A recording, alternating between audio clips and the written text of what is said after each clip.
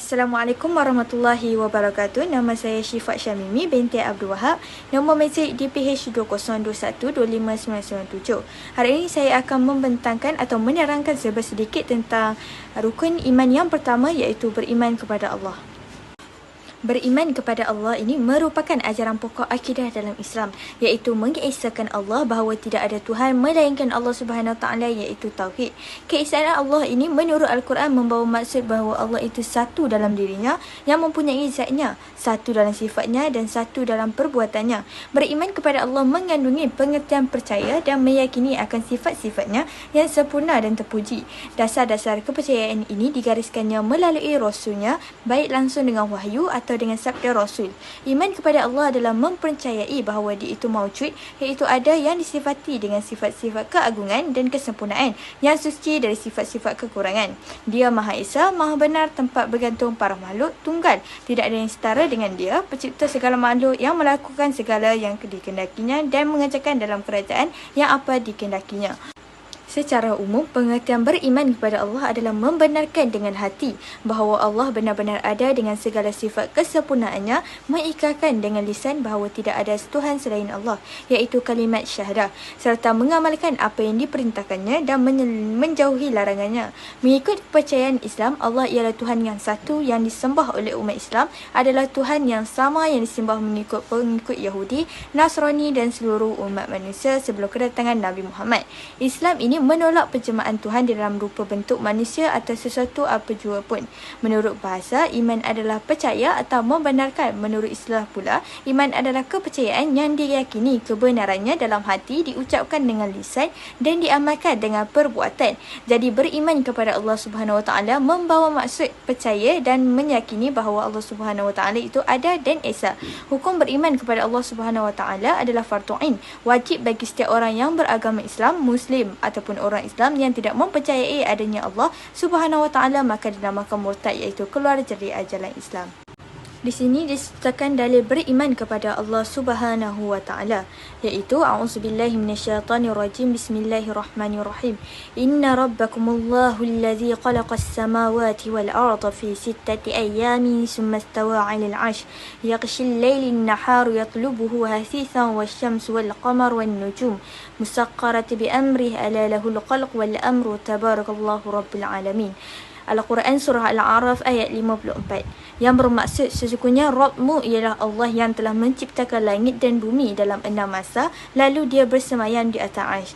Dia menutupkan malam kepada siang yang mengikutinya dengan cepat, dan diciptakannya pula matahari, bulan dan bintang-bintang, masing-masing tunduk kepada perintahnya. Ingatlah, menciptakan dan memerintah hanyalah hak Allah Subhanahu Wa Taala. Maka penuh berkah Allah, Rabb semesta alam. Assalamualaikum warahmatullahi wabarakatuh. Saya Fawaz Irfan Shah bin Fazli dari kelas 2C. Ingin menerangkan tentang ciri-ciri dan kesan-kesan orang yang beriman kepada Allah SWT.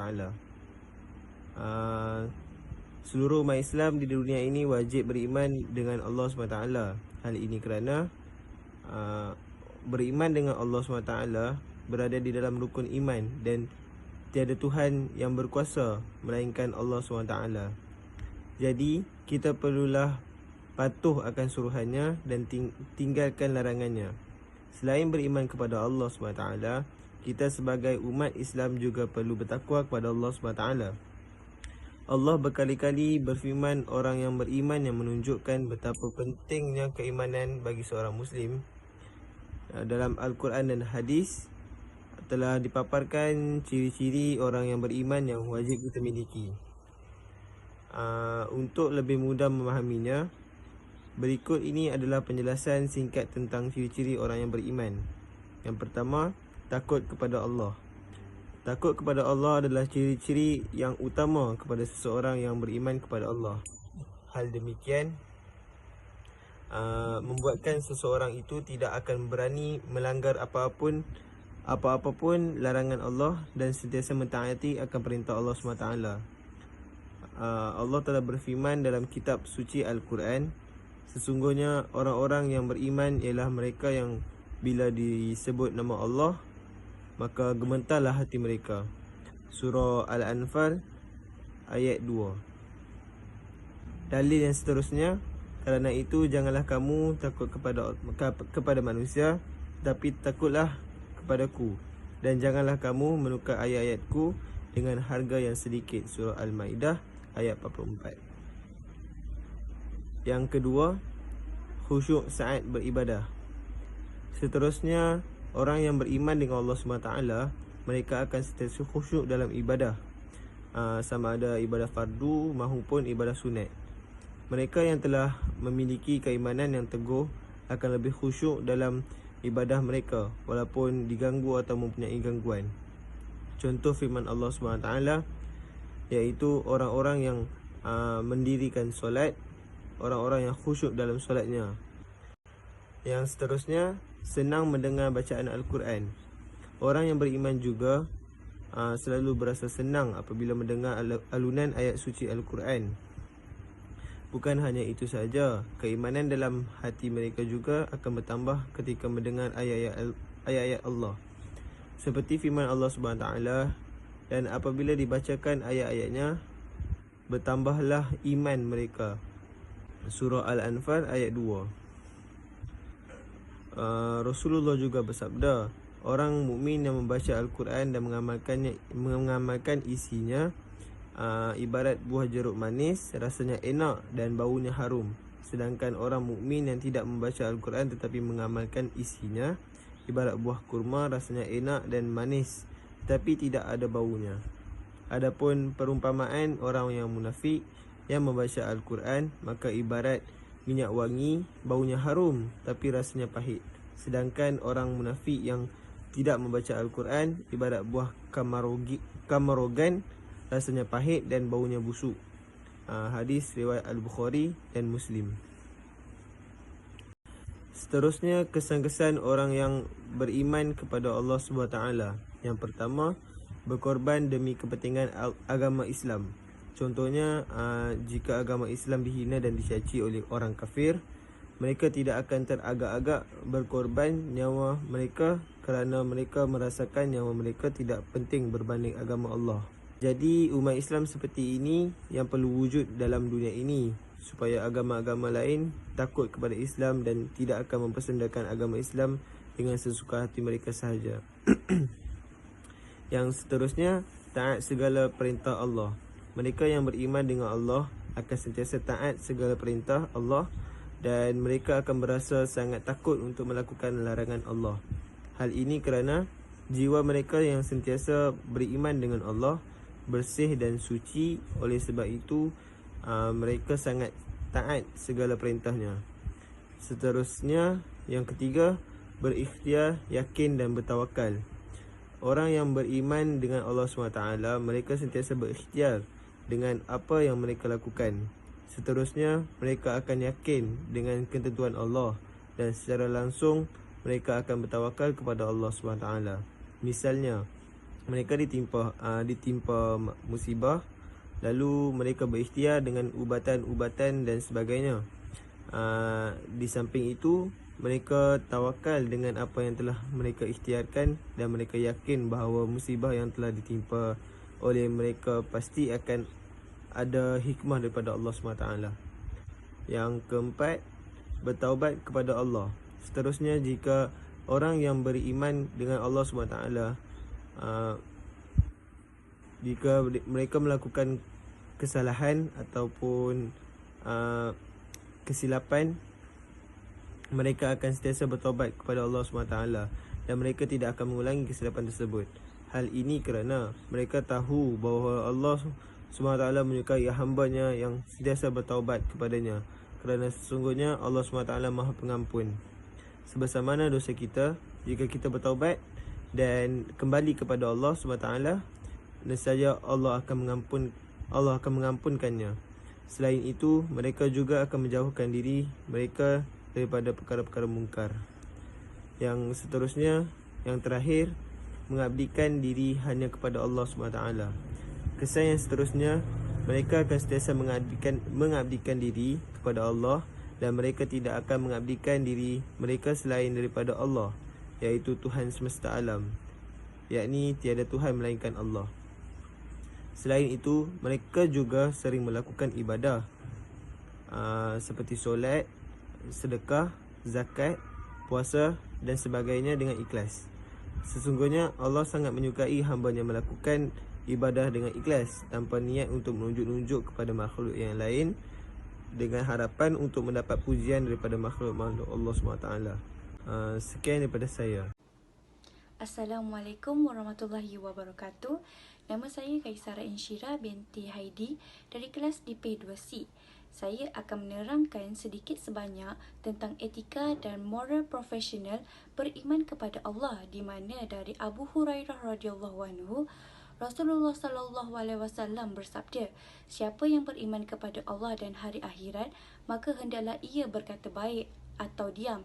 Siapa yang beriman kepada Allah dan hari akhirat, maka hendaklah ia memuliakan tetangganya. Siapa yang beriman kepada Allah dan hari akhirat, maka hendaklah ia memuliakan tamunya. Di dalam hadis tadi, ada 3 cara etika dan moral profesional beriman kepada Allah yang telah disebutkan. Contohnya, yang pertama, hendaklah ia berkata baik atau diam.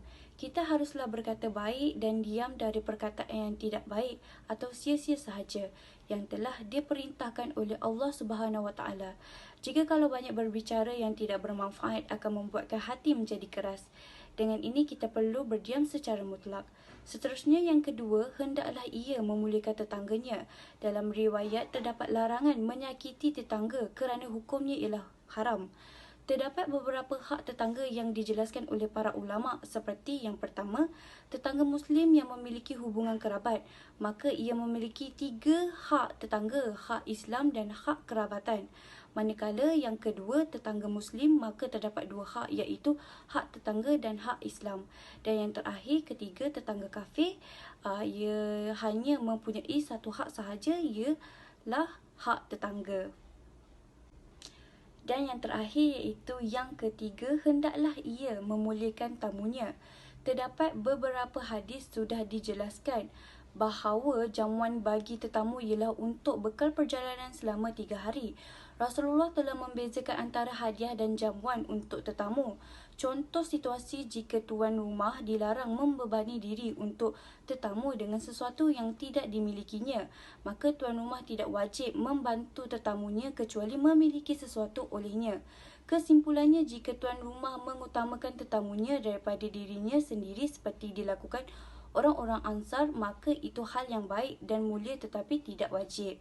Itulah penerangan tentang etika dan moral profesional beriman kepada Allah yang saya dapat kongsikan. Sekian, terima kasih. Assalamualaikum warahmatullahi wabarakatuh. Nama saya Nur Amira Ribah binti Ahmad, DPH 0212692. Saya akan menerangkan sifat-sifat bagi Allah Subhanahu Wa Taala. Setiap manusia dan umat Islam wajib untuk mempercayai bahawa terdapat beberapa sifat kesempurnaan yang tidak terhingga bagi Allah Taala. Oleh hal demikian, wajib juga dipercayai malam mengetahui sifat Allah yang 20 dan perlu diketahui juga sifat yang mustahil. Sebab mustahil bagi Allah ialah lawan kepada sifat wajib. Sifat yang pertama yang sifat wajib. Sifat wajib bermaksud sifat yang memang ada pada Allah Subhanahu Wa Taala yang tidak ada satu makhluk pun ciptaannya akan mempunyai sifat yang sama dengannya. Walau bagaimanapun, sifat wajib bagi Allah sangat banyak dan tidak mampu dikira oleh akal fikiran manusia. Namun kita hanya perlu mengetahui 20 saja serta maknanya. Sifat ini membuktikan bahawa hanya Allah Subhanahu Wa Taala sahaja kita perlu menyembah dan tiada Tuhan melainkan Dia. Antara 20 sifat bagi Allah, yang pertama wujud, artinya ada. Yang kedua qidam, artinya sedia. Yang ketiga baqa, artinya kekal. Yang keempat mukhalafatuhu lil hawadis, tidak sama dengan sekali kejadian baru. Yang kelima qiyamuhu bin nafsi, berdiri dengan sendirinya. Yang keenam wadanya, iaitu esa. Yang ketujuh qudrat, maha berkuasa. Yang ke-8 iradat, yang berkehendak. Ke-9 ilmu, yang maha mengetahui. 10 hayat, hidup. Ke-11 sama, mendengar. Ke-12 basar, melihat. Kalam, berkata-kata. Qadirat, keadaan yang berkuasa. Muridan, keadaan yang menentukan. Aliman, keadaan yang mengetahui. Hayyan, keadaan yang hidup. Sami'an, keadaan yang mendengar. Basiran, keadaan yang melihat. Dan mutakalliman, keadaan yang berkata-kata. Sifat mustahil bagi Allah pula bermaksud Allah Subhanahu Wa Taala tidak bersifat dengan sifat tersebut dan merupakan sifat lawan bagi Allah. Namun harus difahami bahawa bukanlah bermaksud wujud sifat yang mustahil. Oleh hal demikian, salah jika tidak difahami dengan baiknya supaya dapat mengelakkan salah faham atau kekeliruan untuk perbezaan antara sifat wajib dan sifat mustahil. Terdapat 20 sifat mustahil bagi Allah, iaitu Adam, tiada, Kudus, baharu, fana, binasa, mumassalatuhu lil hawadis, bersamaan dengan baru, hiyamu bi ghairi, beratur wujud Tuhan yang lain, ta'addud, berbilang-bilang, azun, lemah, karahah, benci, jahlul, jahil, al-maut, mati, al-sumut, pekak, al-umyun, buta, al-bukmun, bisu, jizan, keadaan yang lemah, kearihan, keadaan yang benci, jahiliyah, keadaan yang jahil, mayitan, keadaan yang mati, as-sama, keadaan yang pekak, amma'a, keadaan yang buta, abakan, keadaan yang bisu. Sifat yang mustahil bagi Allah Ta'ala adalah lawan bagi sifat wajib. Maka apabila lawan, ia juga tiada batas bilangannya. Sifat harus bagi Allah, sifat yang harus dan merupakan dan mempunyai satu saja, iaitu sama ada yang mahu mencipta alam yang baru atau tidak mahu menciptanya. Oleh itu, artinya sifat yang harus ini adalah pilihan Allah Ta'ala secara mutlak mengikut sifat ilmunya yang tiada terbatas yang tidak mampu diketahui langsung oleh makhluknya, sama ada pada masa lalu, masa kini dan masa hadapan. Jadi siapa pun yang boleh menyuruh dan maksa Allah SWT untuk menciptakan atau menghilangkan sesuatu. Ini menunjukkan bumi, alam semesta dan segala isinya telah wujud atas kehendak Allah Ta'ala sendiri tanpa dipaksa atau terpaksa dengan kepentingan tertentu. Tidaklah wajib dan tidak mustahil. Sekian, terima kasih daripada saya. Assalamualaikum warahmatullahi wabarakatuh. Nama saya Nur Idina Batisha binti Irwandi, nombor matrik DPH 2021-25968. Saya akan menerangkan tentang cara mengenal sifat dan zat Allah. Pada peringkat 1, Allah adalah nama yang wajib wujud. Allah adalah nama untuk zat diri yang wajib ada. Allah adalah lafaz kebesaran yang hanya layak untuk Tuhan yang mempunyai sifat ketuhanan.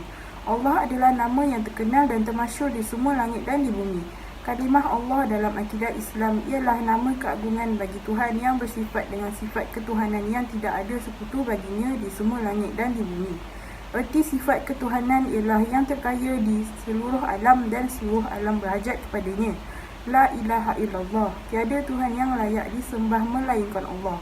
Maka nama atau kalimah Allah itu hanyalah untuk Tuhan yang mempunyai sifat ketuhanan. Seterusnya di peringkat kedua, kenal diri zat yang empunya nama Allah adalah melalui ilmu tauhid. Kenal diri zat Allah bukan melalui rupa bentuk tetapi melalui sifat-sifatnya. Ilmu tauhid adalah ilmu yang mengajar cara mengenal siapa itu yang bernama Allah dan apa yang mesti diterapkan dalam hati mengenai diri zat yang bernama Allah. Ilmu tauhid adalah fardu ain wajib atas setiap mukallaf. Maka sifat-sifat Allah itu terbagi 3, iaitu wajib, mustahil dan harus. Selain itu, di peringkat 3 pula, kenal sampai datang rasa cinta setelah mengenal diri Allah melalui sifat-sifat yang wajib, yang mustahil dan yang harus beserta segala dalil-dalilnya. Seorang yang benar-benar beriman akan dapat meningkatkan keimanannya terhadap Allah dengan perasaan percaya dan yakin. Ramai yang akan dapat mencapai rasa percaya dan yakin, maka itu ramai yang akan bersungguh-sungguh mentaati segala perintah Allah. Tidak boleh mencintai Allah jika tidak bersungguh-sungguh untuk mengenalnya. Apabila telah rasa cinta kepada Allah, segala perintah dan larangannya akan ditaati tanpa mengharapkan apa-apa balasan, melainkan untuk mendapatkan redha dan kasih sayang Allah semata-mata. Apabila Allah telah sayang, hati kita akan merasa tenang dan senang dengan segala cubaan dan bukaan hidup. Akhir sekali, di peringkat keempat, kenal sampai tidak lupa. Orang yang telah kenal Allah pada peringkat ini akan melihat Allah pada sekalian yang dipandangnya. Melihat Allah bukan bererti melihat zat Allah, tetapi melihat kehadiran Allah pada setiap kejadian di alam ini.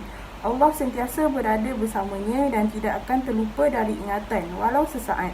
Dan apabila melihat akan diri kita sendiri, dilihatnya Allah pada setiap ruas anggota tubuhnya yang zahir dan yang batin. Mengenal diri sendiri, maka kenallah kepada yang menciptakan diri kita. Orang yang telah kenal Allah ke peringkat ini tidak akan lupa dirinya sendiri kerana apa yang dilihat dan yang diingat adalah Allah semata-mata. Ada kala orang yang berada di peringkat ini akan kelihatan seperti kurang siuman, Kerana baginya hanya kewujudan Allah sahaja yang hakiki dan bukan kewujudan yang lain. Sekian daripada saya, terima kasih. Assalamualaikum warahmatullahi wabarakatuh. Nama saya Nur Akilah Fatihah binti Zainuddin di nombor metrik GPH 2021-26433. Di sini saya akan membantahkan tentang Al-Asma' Al-Husna. Yang pertama, kita bergerak kepada definisi. Al-Asma' Al-Husna membawa maksud nama-nama Allah yang indah. Asma bermaksud penyebutan, manakala Husna membawa maksud indah atau baik. Seterusnya kita bergerak kepada pembahagian Al-Asma' Al-Husna.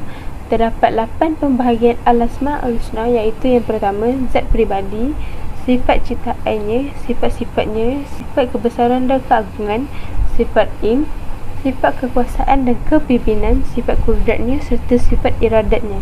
Kita bergerak pula kepada cara memahami dan mengamalkan Al-Asma' Al-Husna. Al-Asma' Al-Husna ni terdapat banyak kelebihan yang tidak diketahui.